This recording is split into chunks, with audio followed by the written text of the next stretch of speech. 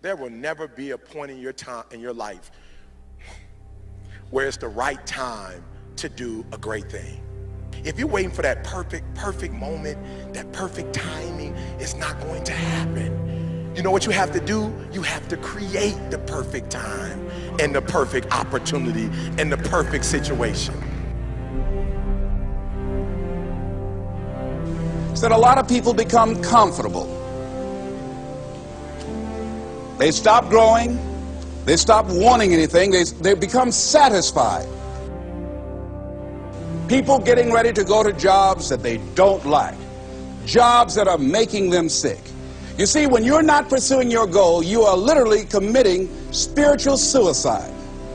When you have some goal out here that you're stretching for and reaching for that takes you out of your comfort zone, you'll find out some talents and abilities you have that you didn't know you have. When the messenger of misery visits you, what are you going to do? What will keep you in the game?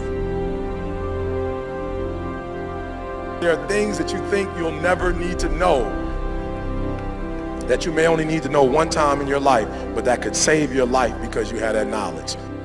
Unless you attempt to do something beyond that which you've already mastered, you will never grow. What is it that you looked at some point in time and you decided that you couldn't do it, that you talked yourself out of it? You're waiting on your next door neighbor to make it happen for you, it may not happen. If you're waiting on your mother or your father, they may be so ancient in their thinking that they don't understand this opportunity that you have. And if you're waiting on them, it may never get done. You don't beg average people to be phenomenal. You don't beg good people to be phenomenal. You just are phenomenal, and you will attract phenomenal. What reason can you remember that you can call on, that you can reach on, that can make you get back up? Find that reason. If you're not where you are, if you're not where you want to be, if you don't have what you want to have, if you're not where you think you should be at this particular place, it has nothing to do with the system, but it has everything to do with the fact that you're not making the sacrifice. I want you to make that dream become a reality, because if you don't, you will be working for somebody else to make their dreams become a reality. Everybody is against you or don't believe in you no more. And let me tell you something, that's a lonely feeling. It's a lonely feeling, particularly people that you're doing it for. Most people take their greatness, take their ideas to the graveyard with them. Listen to me, if it was easy, everybody would do it. There are people right now who are working who don't want to work. There are people who hate their jobs, but they keep getting up to do it. The wealthiest place on the planet is the graveyard. Because in the graveyard we will find inventions that we never ever were exposed to. Ideas, dreams that never became reality. Hopes and aspirations that were never acted upon. Question is, what are you going to do with your time? What drives you? And greatness is a lot of small things done well. Day after day, workout after workout, obedience after obedience, day after day. When things don't work out for you, when things happen that you could not anticipate, what are the reasons that you can think of that can keep you strong? You will never ever be successful until you turn your pain into greatness, until you allow your pain to push you from where you are to push you to where you need to be. Stop running from your pain and embrace your pain.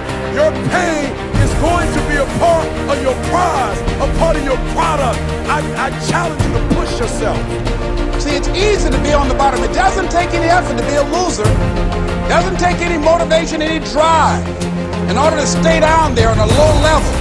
But it calls on everything in you. You have to harness your will to say, I'm going to challenge myself. I mean that what you did last week don't count. Today is the only important day. There are 86,400 seconds in a day, and how you use those are critical. You got 86,400 today, and what you do today is going to cement who you are. Nobody's going to talk about what you did last week. That the biggest enemy you have to deal with is yourself. There's an old African proverb that says, if there's no enemy within, the enemy outside can do us no harm.